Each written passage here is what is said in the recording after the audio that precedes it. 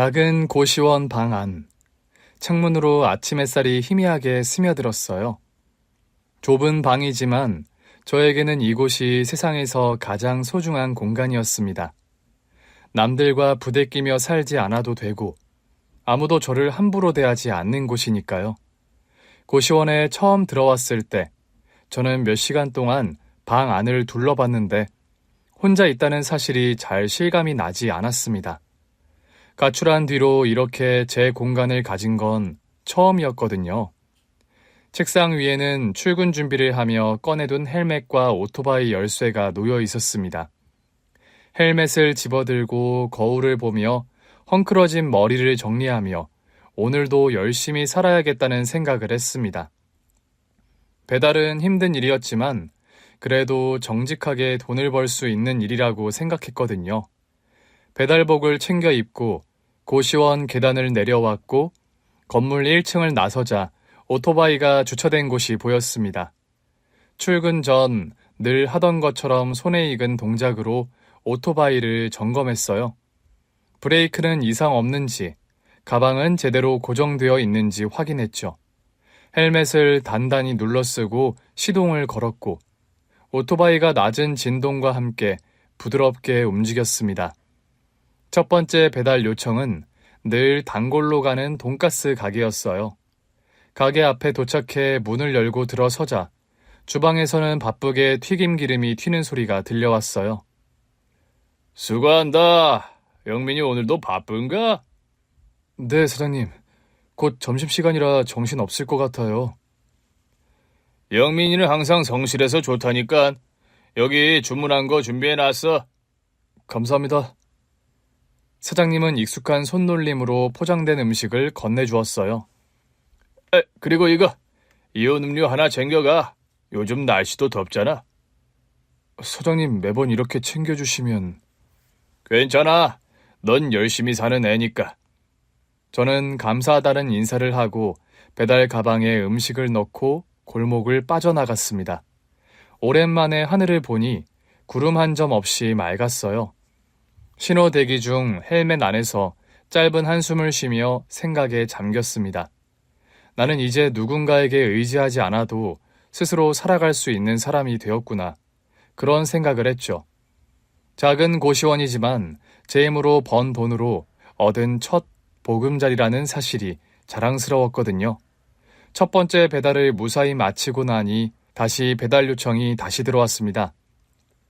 콜을 받으려고 했는데 바로 전화가 오더라고요. 어디야? 지금 배달 하나 가능할까? 손님이 재촉하네. 네, 바로 갑니다. 헬멧을 다시 고쳐 쓰고 엑셀을 당겼고 그 주문을 시작으로 배달이 휘몰아쳤습니다.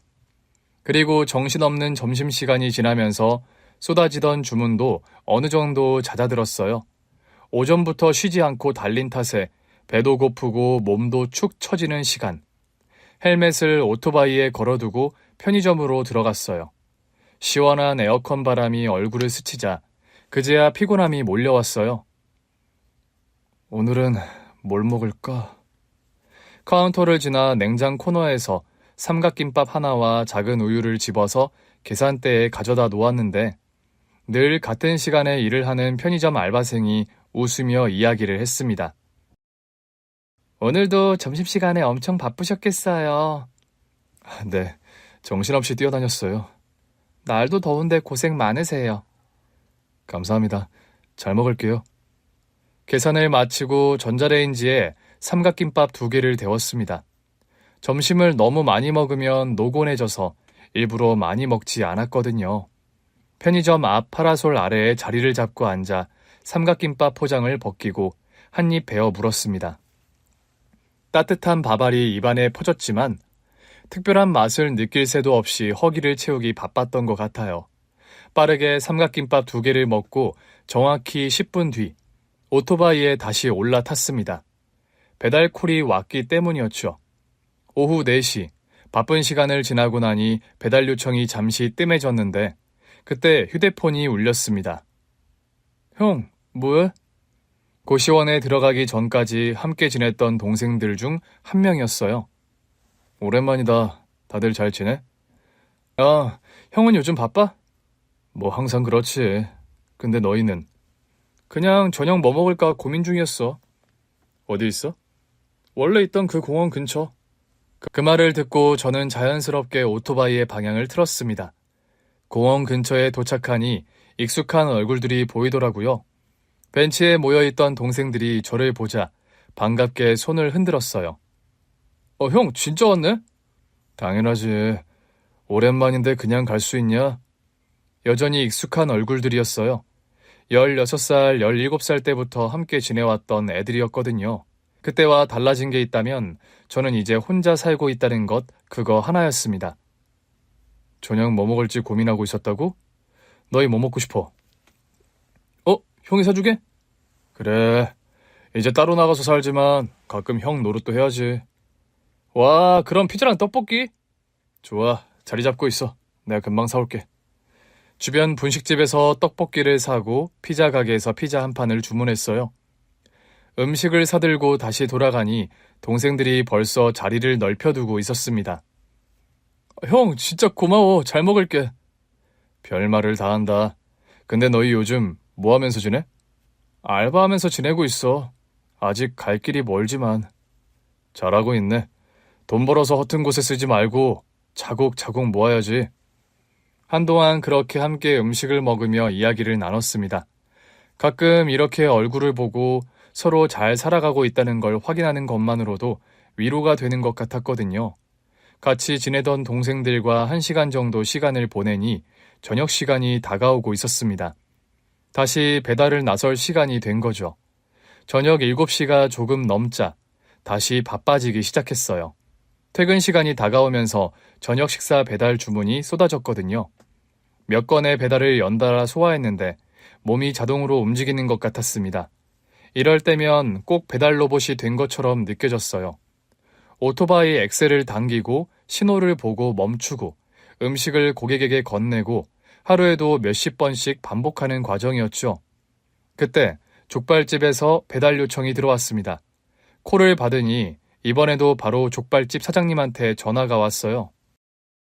족발 하나 주문이 들어왔는데 배달 가능하지? 네, 바로 갈게요. 특별한 배달도 아니었고 족발집은 원래 단골 가게 중 하나였거든요. 오토바이를 돌려 가게 앞으로 도착했는데 주방에서는 이미 뜨끈한 족발을 포장하고 있었고 사장님이 익숙한 얼굴로 저를 맞아주었습니다. 오늘도 고생 많다. 피곤하지? 괜찮아요. 저녁 시간에 바쁘셔서 정신 없으시겠어요. 뭐 하루 이틀도 아니고. 자, 여기 족발 준비 다 됐어. 사장님은 포장된 족발을 손에 쥐어주며 익숙한 손놀림으로 비닐을 한 번 더 단단히 묶었습니다. 감사합니다. 저는 무심코 배달 가방을 열고 휴대폰으로 배달 주소를 확인했어요.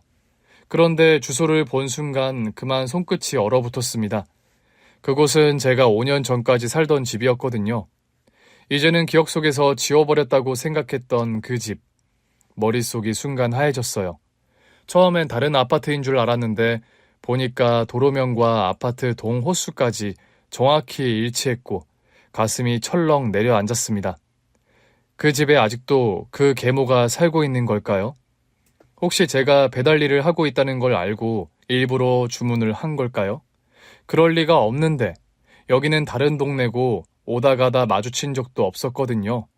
그 짧은 시간 5만 가지 생각이 머리를 스쳤습니다.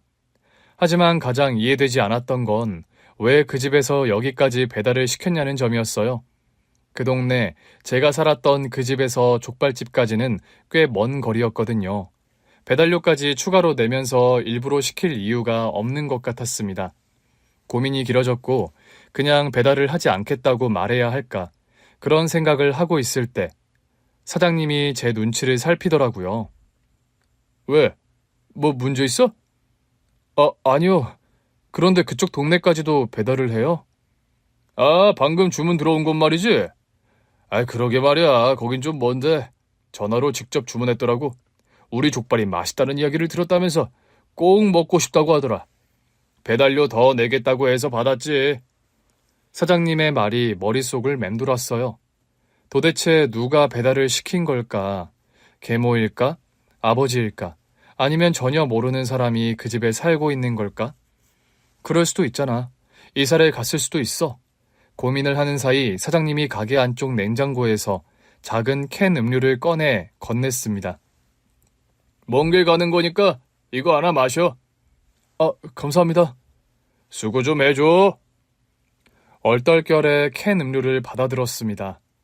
사실 배달을 거절할 수도 있었지만 피하고만 있을 수는 없다는 생각이 들었거든요. 족발을 시킨 사람이 계모나 저희 아버지가 아닐 수도 있고 혹시나 그게 맞다고 하더라도 그냥 헬멧을 더 깊게 눌러 쓰고 있으면 저를 못 알아볼 거라고 생각했습니다. 그렇게 오토바이에 올라 핸들을 잡고 시동을 걸었지만 쉽게 엑셀을 당기지 못했어요. 괜찮아, 별일 없을 거야. 숨을 깊게 들이마신 뒤 엑셀을 당겼고 그렇게 저는 5년 만에 다시 그 집으로 가고 있었습니다. 오토바이를 타고 익숙한 골목을 지나자 아파트 단지가 보이기 시작했습니다. 15살의 나이. 저는 이곳을 뛰쳐나왔거든요. 집을 나올 때 다시는 돌아오지 않을 거라고 생각했어요. 그렇게 굳게 마음을 먹었는데 족발 한 상자를 배달하기 위해 그곳을 향해 가고 있는 게 참 기가 막히더라고요. 배달기사의 숙명이라고 해야 할까요? 괜찮을 거라고 생각했는데 아파트 단지 안으로 들어서자 호흡이 가빠지기 시작했고 손에 땀이 배었어요. 말 그대로 숨이 턱 막히는 기분이었습니다. 건물 외벽은 예전 모습 그대로더라고요. 세월은 흘렀지만 크게 변한 건 없었습니다. 단지 내 놀이터, 나무가 심어진 작은 공터, 한때 친구들과 뛰어놀던 장소들이 그대로. 하지만 제 기억 속 이것은 공포와 고통이 가득했던 집이었습니다. 오토바이를 주차하고 사장님이 준 음료수를 꺼냈는데 손이 떨려서 캔을 여는데 시간이 걸리더라고요. 차가운 음료를 한 모금 들이키면 조금이라도 진정이 될까 싶었거든요. 하지만 목을 타고 내려가는 차가운 음료도 제 안에 불안을 식혀주지는 못했습니다. 그렇게 천천히 아파트 입구로 걸어 들어갔어요. 제가 태어날 때부터 살던 이 아파트는 지어진 지 25년이 넘은 오래된 아파트였습니다. 엘리베이터는 2대뿐이라 저녁 시간인 그때 사람들로 붐비고 있었거든요. 버튼을 누르고도 엘리베이터 앞에서 한참을 기다렸습니다. 만약 현관문이 열리고 계모가 나오면 어떡하지? 아버지가 나오면? 아니면 전혀 모르는 사람이 나오면? 띵! 엘리베이터 문이 열렸고 사람 몇 명이 내린 후 천천히 앞으로 들어갔어요. 7층 버튼을 누르고 엘리베이터가 올라가는 동안 숨을 한번 길게 내쉬었습니다. 현관문 앞에 도착해서도 한참을 망설이다가 결국 손을 뻗어 초인종을 눌렀죠. 그리고 그 순간 안에서 한 여자의 목소리가 들렸습니다. 왜 이렇게 늦어요? 순간 머릿속이 새하얘졌고 저는 아무런 대답을 하지 않았습니다. 곧이어 현관문이 열렸고 저는 헬멧을 깊숙이 눌러쓰고 포장된 음식을 내밀었습니다. 여자 목소리였는데, 그러니까 그 계모가 아직 여기 살고 있는 거구나. 기사님 주세요, 족발. 저도 모르게 족발 비닐을 들고 있던 손에 힘을 꽉 주고 있었나 봅니다. 현관문을 연 여자가 비닐을 당기며 족발을 달라고 말을 했고 그 순간 질끈 감고 있던 눈을 살짝 떴습니다. 그리고 마주한 얼굴. 그런데 그 얼굴은 정말 믿을 수가 없었습니다. 오래전 아버지가 이미 세상을 떠났다고 했던 엄마. 그러니까 계모가 아닌 저를 낳아준 친엄마가 서 있었거든요. 정말 숨을 쉬는 것도 잊어버린 채 그 얼굴을 뚫어져라 바라봤는데 그럴 리가 없었어요. 아버지는 분명히 엄마가 세상을 떠났다고 했거든요. 그런데 지금 제 앞에 서 있는 그 여자는 분명 저희 엄마가 맞았습니다. 엄마? 네? 뭐라고요? 개미 같은 목소리로 말을 했는데 분명 제대로 듣지 못한 것 같았죠. 생각할 겨를도 없이 본능적으로 헬멧을 벗었고 바로 앞에 서 있던 여자와 저희 엄마와 눈이 마주쳤습니다. 그 순간 엄마의 눈빛이 흔들렸어요. 아들? 우리 아들? 그렇게 오래전 세상을 떠났다는 엄마, 저를 낳아준 친엄마와 제외해서 그 집에 다시 들어간 순간 제 인생이 180도 달라지게 되었습니다. 저는 가끔 제 인생에서 가장 행복했던 시절을 떠올리곤 해요.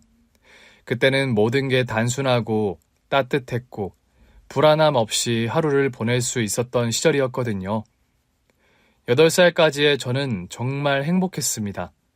우리 가족은 넉넉하진 않았지만 그래도 아버지와 어머니 그리고 저 셋이서 단출하게 지내며 서로 기대고 살았어요. 제가 기억하는 아버지는 성실한 사람이었고 어머니는 정 많고 따뜻한 분이었습니다. 아버지는 일하느라 바빴지만 그래도 시간이 날 때마다 저를 번쩍 안아 올리며 놀아주곤 했거든요. 어머니는 늘 제 옆에 있었고 정성껏 식사를 차려주셨고 잘 때면 제 머리를 쓰다듬어 주셨어요. 그런데 그 모든 게 한순간에 무너졌습니다. 제가 초등학교에 입학한 지 얼마 안 되었을 때 부모님은 이혼을 하시게 되었어요. 성격 차이라고 했지만 어린 나이에 그 말이 무슨 뜻인지 이해를 하지 못했습니다. 그냥 어느 날 어머니가 집을 나가신 거였죠. 아버지는 어머니가 다시는 돌아오지 않을 거라고 했는데 너무 겁이 났던 것 같아요. 아빠 왜요? 왜 엄마는 안 와요? 그냥 어쩔 수 없게 됐다.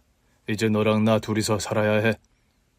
집에 오지 않는 엄마를 하염없이 기다렸고 엄마를 찾고 싶었지만 아버지는 더 이상 엄마의 이야기를 하지 않으려 했습니다. 어려서 할 수 있는 게 없었던 저는 그저 아버지를 따라야만 했어요.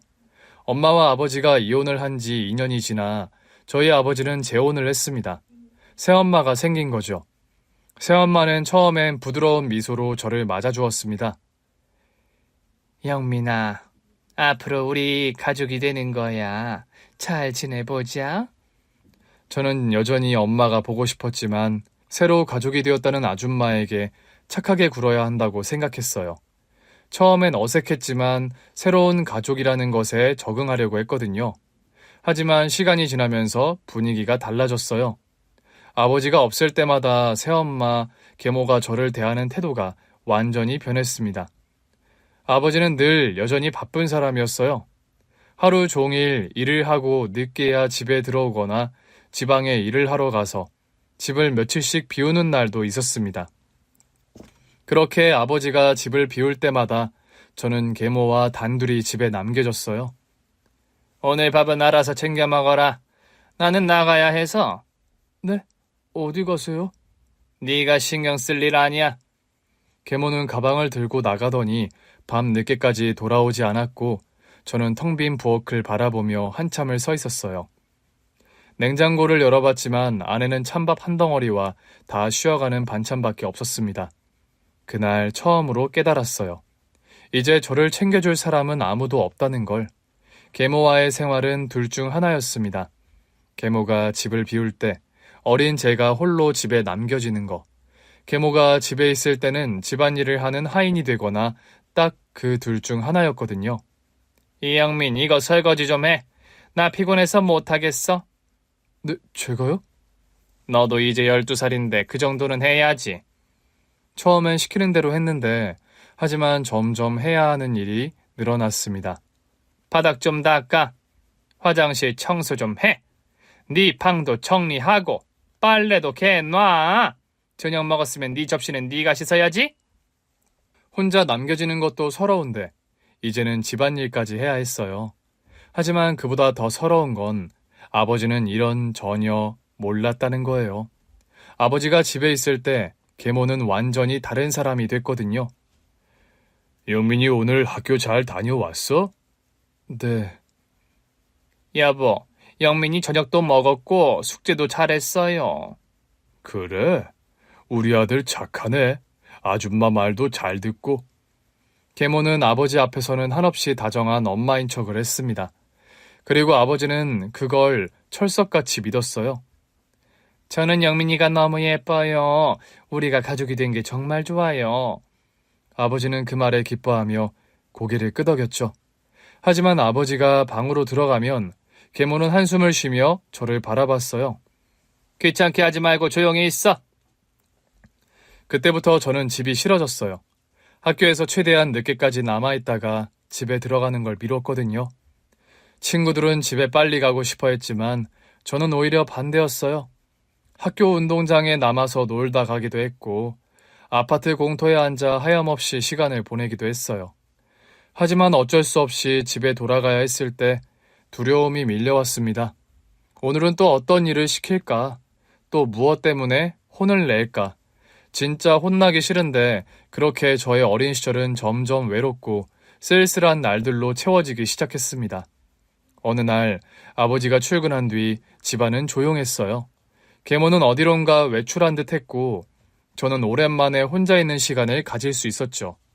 벽장 한 구석에 숨듯 웅크려 앉아있던 저는 조심스럽게 고개를 들었어요.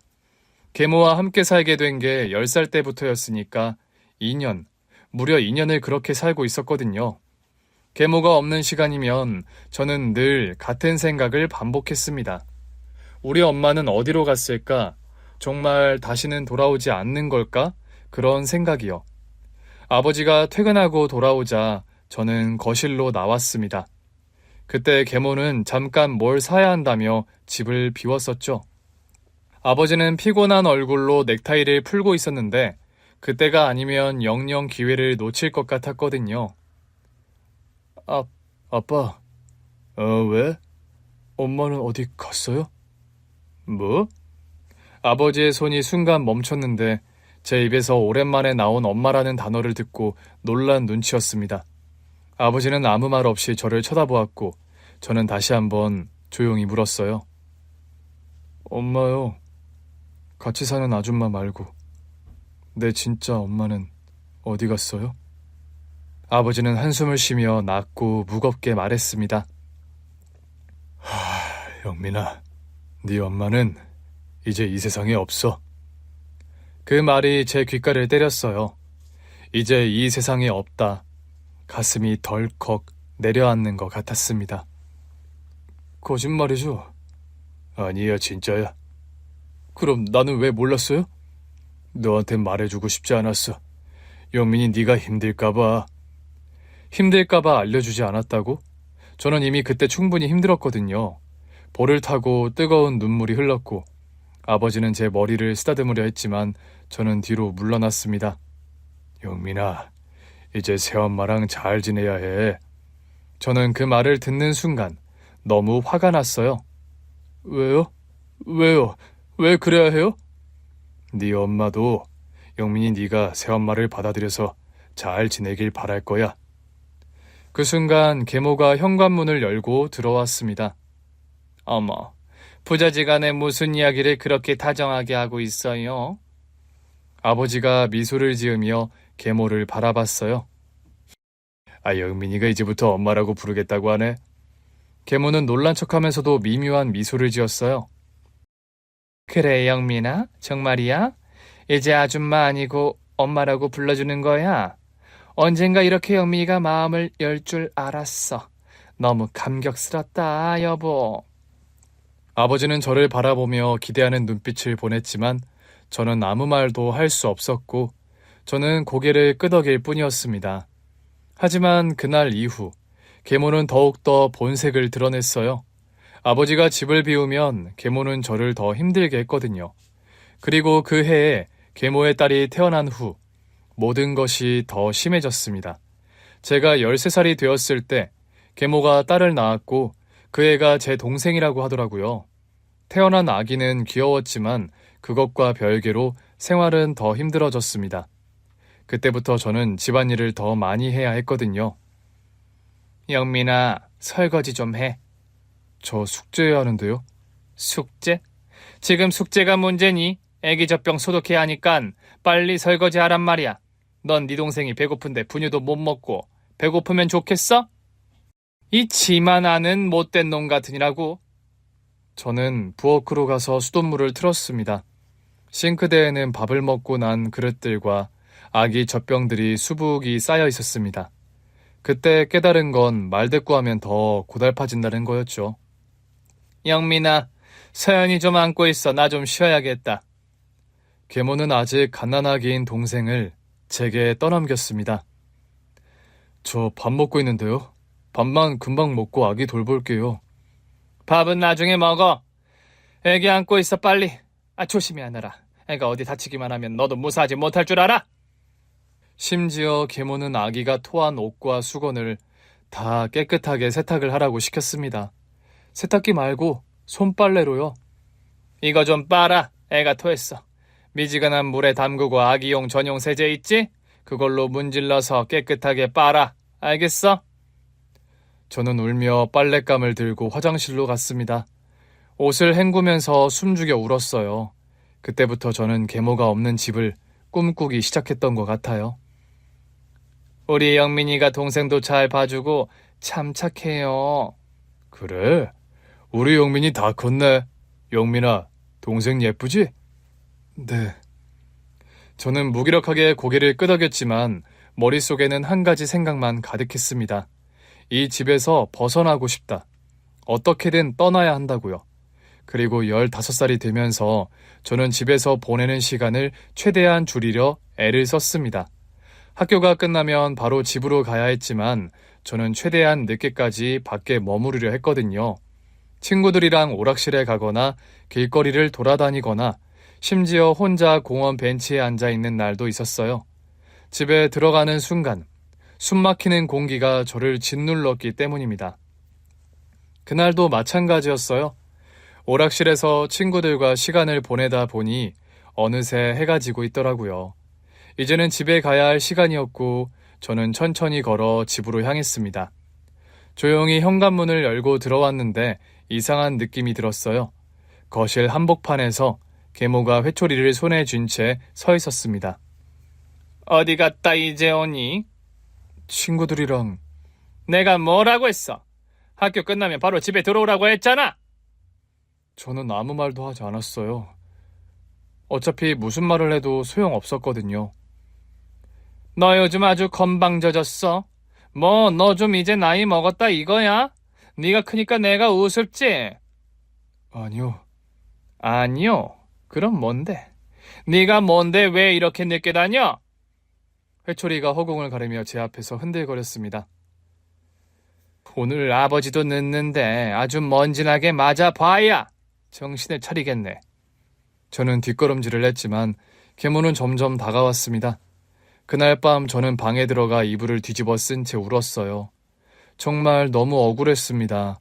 계모와 함께 살게 된 이후 몇 년 동안 참으면서 착하게 지내려고 노력했는데 밥을 안 챙겨줘도 참았고 집안일을 떠넘겨도 참았거든요. 계모가 없을 때는 혼자 라면을 끓여 먹으며 버텼고 아버지 앞에서는 언제나 착한 아들로 행동했는데 더는 참을 수 없었습니다. 그리고 늦은 밤 아버지가 집에 돌아왔는데 거실에서 계모와 아버지의 대화 소리가 들리더라고요. 오늘 내가 좀 늦었네. 애들은 잘 있어? 그럼요. 우리 영민이 착하게 있었죠. 그렇죠, 영민아? 저는 방문을 살짝 열고 계모를 쳐다봤는데 계모는 언제 그랬냐는 듯 다정한 미소를 짓고 있었습니다. 아버지는 여전히 그런 계모의 모습을 보고 전혀 의심하지 않았어요. 우리 영민이 요즘 공부 열심히 하지? 네. 우리 영민이도 잘 지내고 우리 서연이도 잘 크고 있으니 참 좋네. 이래서 열심히 일해서 돈 벌 맛이 나. 다 우리 가족들을 위해서지. 아버지가 행복해하는 모습을 보면서 저는 입을 다물기로 했어요. 하지만 그때 확신했습니다. 이 집에서 더 이상 살 수 없다고요. 그날 밤 저는 조용히 짐을 꾸리기 시작했습니다. 배낭 하나에 옷을 몇 벌을 챙겼어요. 그리고 책상 서랍 깊숙이 넣어두었던 봉투. 그동안 아버지가 용돈으로 준 돈을 모두 꺼냈습니다. 많은 돈은 아니었지만 적어도 며칠은 버틸 수 있을 것 같았거든요. 그리고 다음날 아침 저는 아무렇지 않은 척 가방을 맨 채 현관문을 나섰습니다. 계모는 거실에서 아기를 돌보며 저를 쳐다봤어요. 학교 잘 다녀와라. 끝나면 딴 길로 새지 말고 곧장 오고, 알겠니? 저는 말없이 고개를 끄덕였고 그 길로 집을 떠났습니다. 집을 나온 저는 무작정 버스 터미널로 향했어요. 목적지도 없이 표를 사서 탈 버스를 찾다가 가장 먼 곳으로 가는 표를 끊었습니다. 어디든 좋았어요.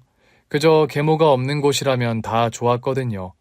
버스 창가에 앉아 스쳐 지나가는 도시의 불빛을 바라보면서도 실감이 나지 않았습니다.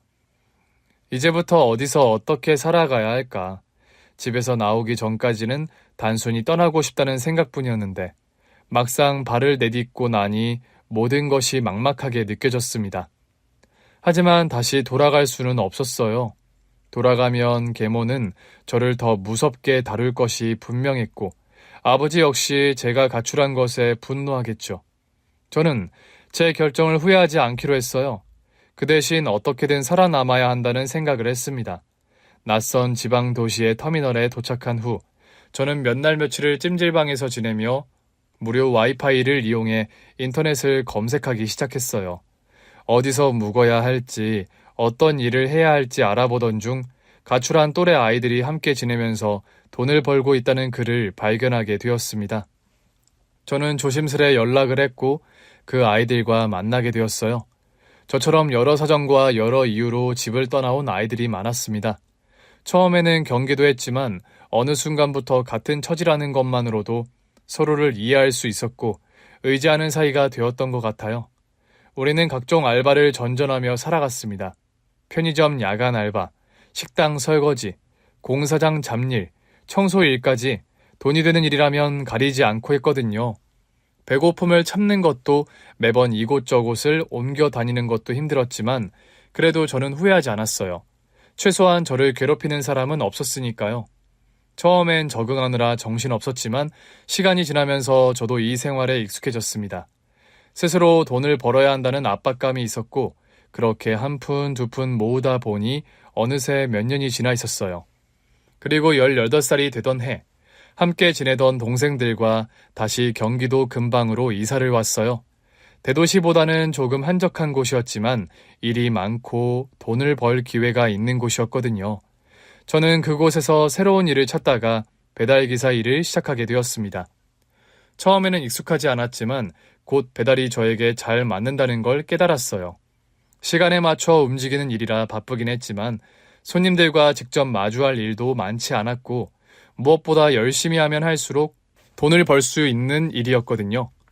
그렇게 배달을 하면서 하루하루를 성실하게 살았습니다. 비 오는 날에도 눈 오는 날에도 오토바이를 타고 도시 곳곳을 누볐어요. 한밤중에 골목길을 달리며 뜨거운 국밥을 배달하기도 했고 이른 아침 부스스한 얼굴로 문을 열어주는 손님들에게 뜨끈한 커피를 전하기도 했습니다. 일을 열심히 하자 단골 가게 사장님들도 저를 알아봐 주었고 친절하고 성실한 배달원이라며 가게마다 저를 찾기 시작했어요. 저는 쉬지 않고 일했고 돈을 모으는 것이 목표가 되었습니다. 그렇게 18살부터 20살까지 저는 오로지 배달 일을 하며 돈을 모았어요. 한 푼도 허투루 쓰지 않으려 했고 번 돈의 대부분을 저축하며 하루 세 끼를 대충 때우면서도 버텼거든요. 그러다 드디어 20살이 되던 해 저는 고시원 방을 얻을 수 있게 되었습니다. 처음 계약을 하던 날 낡은 철문을 열고 방에 들어섰을 때의 기분이 생생합니다. 좁디 좁은 방이었지만 그곳은 처음으로 온전히 제 공간이었거든요. 누군가의 눈치를 보지 않아도 되고 혼자서 밥을 먹고 혼자서 자고 아침에 눈을 떠도 아무도 저를 재촉하거나 괴롭히지 않는 곳. 비록 작은 고시원이었지만 여기까지 오는데 걸린 시간이 너무 길었어요. 하지만 진짜 독립했다는 실감이 났습니다. 저 혼자 힘으로 아무도 의지하지 않고 살아가는 인생이 시작되었다는 걸 깨달았죠. 그렇게 계모의 구박에 15살에 도망쳐 배달기사 하면서 산 지 5년 후 우연히 계모 집에 배달을 가게 되는데 하이바 쓰고 초인종을 누르니 왜 이렇게 늦어요 하며 죽은 엄마가 나와 음식을 받아간 순간 집 안으로 들어가니 내 인생 180도 변하는데 오랜만에 발을 들인 집 안은 예전과 많이 달라져 있었어요. 여전히 낡은 아파트였지만 분위기는 예전과 달랐거든요. 집안 곳곳에는 따뜻한 느낌이 났고 무엇보다 그 여자가 더 이상 이곳에 없다는 사실이 확실해 보였습니다. 거실 한가운데 서서 멍하니 주위를 둘러보는 제 앞에 엄마가 눈물을 흘리며 저를 바라보고 있었어요. 영민아, 영민이 맞지?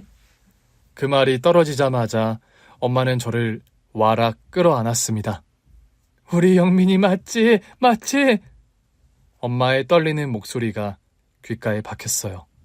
너무도 오랜만에 듣는 목소리였거든요. 저는 이 상황이 낯설어 그대로 얼어붙고 말았습니다. 이게 어떻게 된 일일까요? 그 오래전 분명 아버지가 이미 세상을 떠났다고 했던 엄마가 왜 이 집에 있는 걸까요?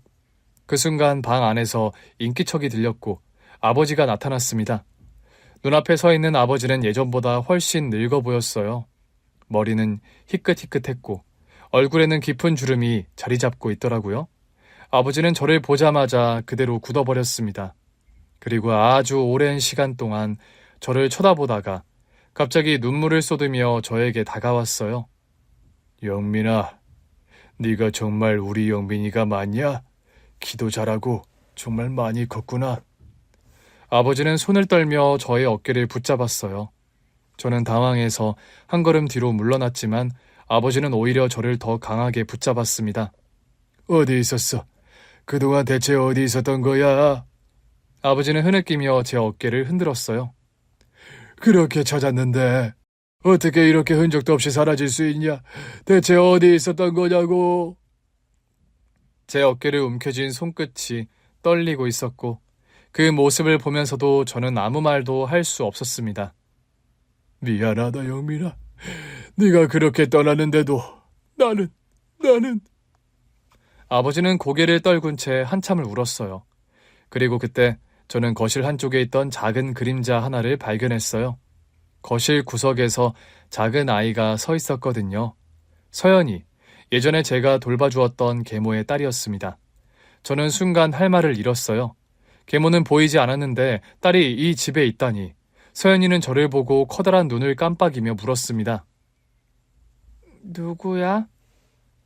서연아, 여기 이 사람은 서연이 오빠야. 우리 서연이 어릴 때 오빠가 서연이 참 예뻐했는데 너무 애기 때라 기억이 안 나지? 오빠? 서연이는 망설이는 듯 하더니 제 앞으로 한 걸음 다가왔어요. 마지막으로 봤을 때는 그냥 애기였는데 많이 자랐더라고요. 서연이가 있다는 건 설마 그 여자가, 계모가 아직 있는 걸까요? 우리 엄마가 있는 걸 보니 그건 아닌 것 같은데 그제서야 저는 입을 열었습니다. 그 여자는요? 이 질문이 떨어지자 아버지는 손등으로 눈물을 닦으며 긴 한숨을 내쉬다가 입을 열었습니다. 그 여자, 네가 떠나고 3년 뒤에 사고로 세상을 떠났다. 저는 아버지를 멍하니 바라봤어요. 아버지의 목소리는 차분했지만 무겁고 깊은 한숨이 섞여 있었습니다. 갑작스러운 사고였어. 길을 걷다가 차에 치였고 결국. 아버지는 끝까지 말을 잇지 못했어요. 하지만 저는 아무런 감정도 들지 않았습니다. 놀랍지도 않았고 슬프지도 않았거든요. 그저 끝이 그렇게 되었구나 하고 생각할 뿐이었어요. 하지만 서연이에게는 안 된 일이었습니다. 어쨌거나 서연이한테는 엄마였으니까요. 아버지는 나중에서야 모든 걸 알게 되었다고 하더라고요. 계모가 과거 저에게 했던 행동들을 아주 늦게야 듣게 되었다고 했습니다. 네가 집을 나갔을 때 그때 뭔가 잘못됐다고 느꼈다. 네가 아무 이유 없이 그냥 가출을 할 리가 없었으니까. 넌 그런 아들이 아니었잖니. 그래서 내가 그 여자한테 책망을 하며 물었어. 도대체 어떻게 했길래 애가 집을 나갔냐고. 그 여자는 자기는 모르는 일이라며 끝까지 발뺌을 했지만 너 학교 다닐 때 친구들을 만났거든. 영민이 너 학교 다닐 때 친구 말이야. 경식이. 그 애한테 들었다. 영민이 네가 우리 아들이 어떤 대접을 받고 살았는지, 어떤 취급을 당했는지 나는 그제야 알았어. 그런데 그 여자가 나쁜 사람이었지만 그 탓만 할 수가 없구나. 그저 너를 잘 봐줄 거라고. 너를 친아들처럼 잘 키워줄 거라고. 믿은 내가 잘못이었어. 영민아, 미안하다. 이 못난 애비가 정말 너를 볼 낯이 없구나. 아버지는 자책하는 듯한 얼굴로 고개를 숙였습니다. 떠나기 전 저는 한 번도 아버지에게 솔직한 말을 하지 못했거든요. 아버지 앞에서 계모는 언제나 저에게 친절하게 대했고 아버지는 그 여자를 믿었으니까요. 어쩌면 한 번쯤은 말할 수도 있지 않을까. 그럼에도 불구하고 저는 한 번도 아버지에게 도움을 청하지 않았고 결국 이렇게까지 시간이 지나버린 거였습니다. 계모가 사고로 세상을 떠난 뒤 집에는 아버지와 어린 서연이만 남게 되었고 아버지는 혼자 어린 딸을 키우며 하루하루를 살아가고 있었다고 했습니다. 아버지는 여전히 눈물을 닦으며 저를 바라보고 있었고 어린 서연이는 저를 조심스럽게 쳐다보고 있었습니다. 하지만 그 중에서도 가장 믿기 힘든 존재가 바로 눈앞에 서 있는 친어머니였어요. 분명 돌아가셨다고 들었는데 아버지가 그렇게 말했었는데 눈앞에 서 있는 어머니를 보면서도 도무지 현실 같지가 않았거든요. 그건 어머니도 마찬가지였습니다. 8살 때 이후 처음 만난 건데 저를 바라보는 그 눈빛에는 믿기지 않는다는 감정과 그리움이 가득 차 있었어요. 어머니가 어떻게 여기 있는 거예요? 분명히 아버지가 예전에 엄마가 돌아가셨다고 그랬단 말이에요. 어머니는 저를 바라보다가 조용히 제 손을 잡았습니다.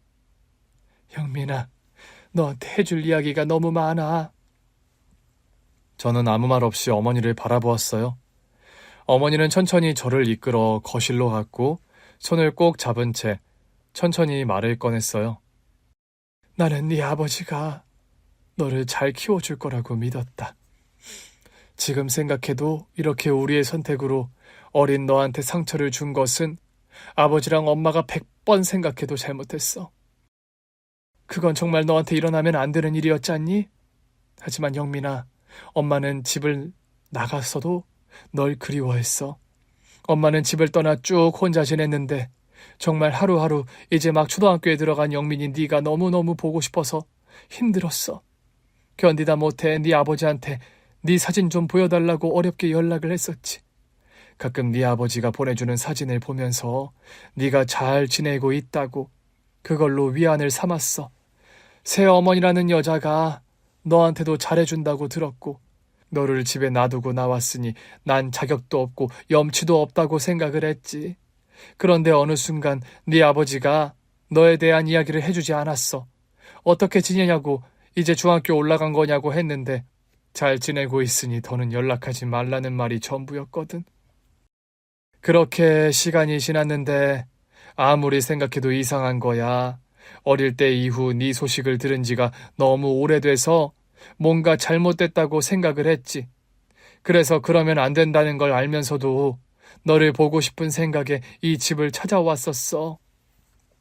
그때는 이미 제가 집을 나간 후였군요. 그래. 그때가 이 집에 있던 여자, 그러니까 서연이 엄마라는 여자가 사고로 세상을 떠난 지 1년 정도 되었을 때였지. 그리고 나는 그때서야 알게 됐어.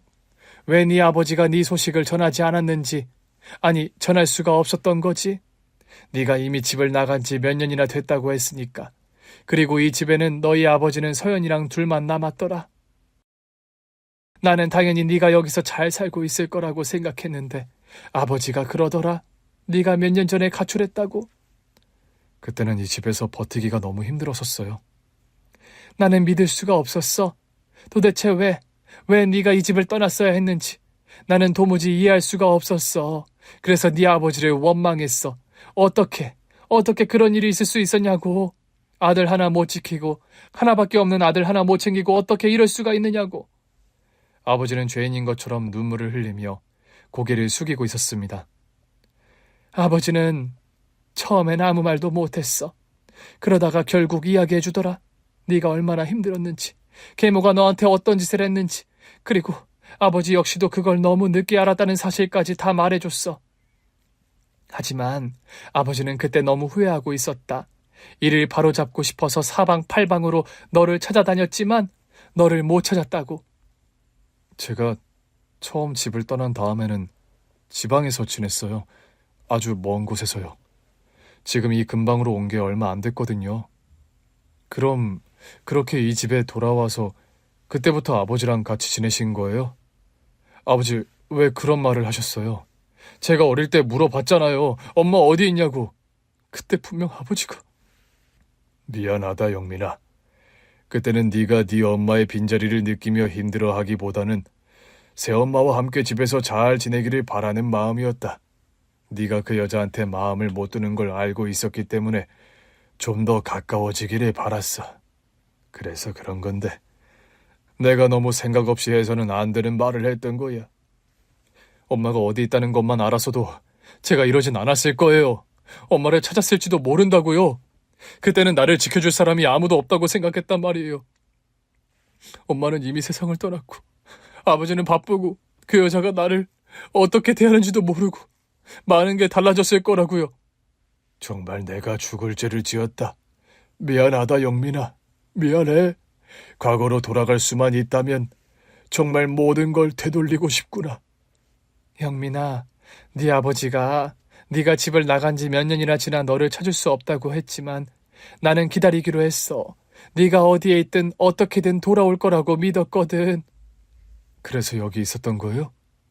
그래, 네 아버지랑 그리고 서연이랑 함께. 그래, 영민이 너를 생각하면 그 여자가 못할 짓을 했다는 걸 알아. 그건 아는데 저 어린 것은 아무런 죄가 없잖니? 그땐 정말 애기여서 아무것도 모르는 거였어. 자기 엄마가 왜 갑자기 안 보이는 건지 그냥 나는 그게 너무 딱하게 느껴졌다. 저는 거실 구석에 서서 우리를 바라보고 있는 서연이를 보았어요. 서연이는 장난감을 가지고 놀면서 얌전히 있었습니다.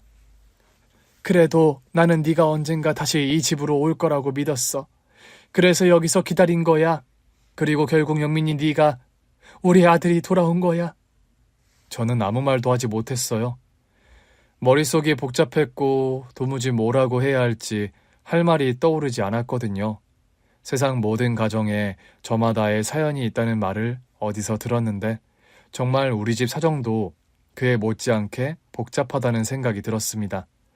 그리고 그날의 재회 이후 저는 다시 집으로 돌아오게 되었어요. 집으로 돌아온 첫날, 저는 한참을 방 안에서 가만히 앉아 있었습니다.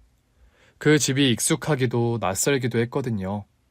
한때는 이 집에서 벗어나기 위해 몸부림쳤는데 다시 이 집에 앉아 있다는 사실이 실감나지 않았던 것 같아요. 밖에서는 어머니와 아버지가 조용히 대화를 나누고 있었고 서연이는 아직 낯선 듯 저를 멀찍이서 바라보고 있었습니다. 서연이, 그 애를 생각하면 마음이 복잡했어요. 사실 계모가 떠난 이후로 서연이는 아무것도 모른 채 자랐겠죠.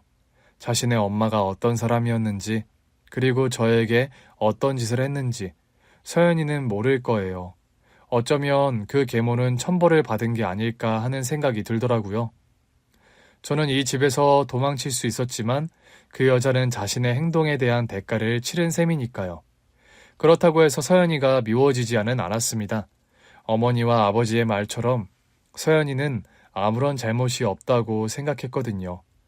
오히려 저는 그 애를 안쓰럽게 바라보게 되었어요.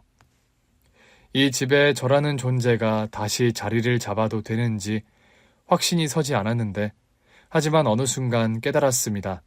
이제는 도망치듯 떠나야만 하는 삶이 아니라 다시 시작해야 하는 삶을 살아야 한다는 걸요. 가장 먼저 달라진 것은 서연이와의 관계였습니다. 처음에는 저를 경계하듯 멀리서 바라보던 서연이가 어느 날 조금씩 저에게 다가오기 시작했거든요.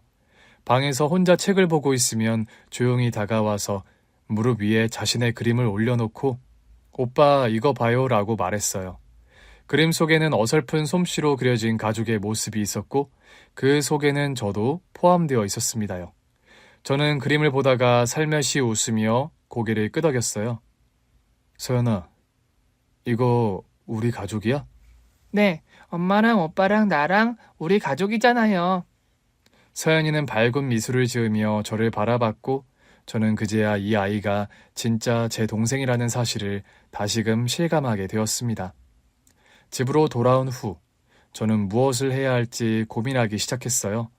오랫동안 일만 해왔고 배달을 하며 버티는 삶이 익숙했기 때문에 다시 공부를 한다는 게 쉽게 와닿지 않았거든요.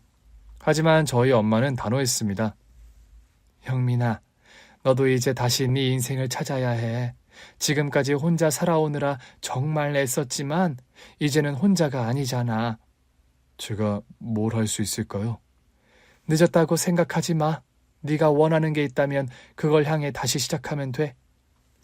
어머니의 말에 저는 깊이 고민하다가 결국 검정고시를 준비하기로 했어요.